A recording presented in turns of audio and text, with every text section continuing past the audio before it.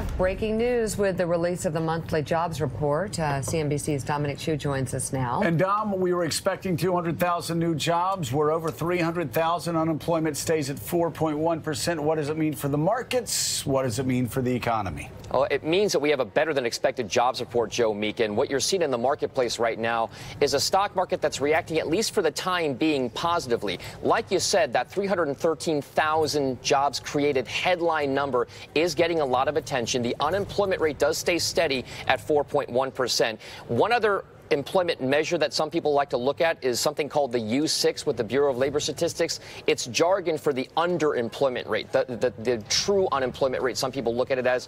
It stays unchanged at 8.2%. One of the big headlines that a lot of people are going to focus on, especially in Washington, D.C., is the labor force participation rate. That actually went higher, meaning that more Americans are actually out there looking for jobs, not considered structurally unemployed, giving up on looking for a job. They've actually entered their workforce again. So that's a pretty decent sign there. I would also note that the job growth, where the jobs are, came from a few pretty specific locations.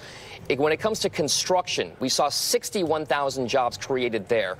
Retail and then professional services each added 50,000 jobs, and even manufacturing added 31,000. You take all those together, along with some numbers with regard to average hourly earnings, they came in less than expected. So more people are working, but they're not making as much money as people thought they were going to. It leads to what some call on Wall Street a Goldilocks scenario, where the economy is getting more people involved in the workplace, but you don't have fears that inflation or rising prices is really going to drive things, at least for the time being, for the Federal Reserve to raise interest rates. So that's the reason why you're seeing a lot of green on the board, guys. All right, CNBC's Dominic Chu, thank you so much. Really appreciate it. Those are the best numbers for new jobs in a year and a half. You'd expect the unemployment rate to go down, but it didn't go down because actually the job participation rate crept up to 63%. I will say the unemployment rate is the most meaningless number because this was a month of good news, really good news that more people are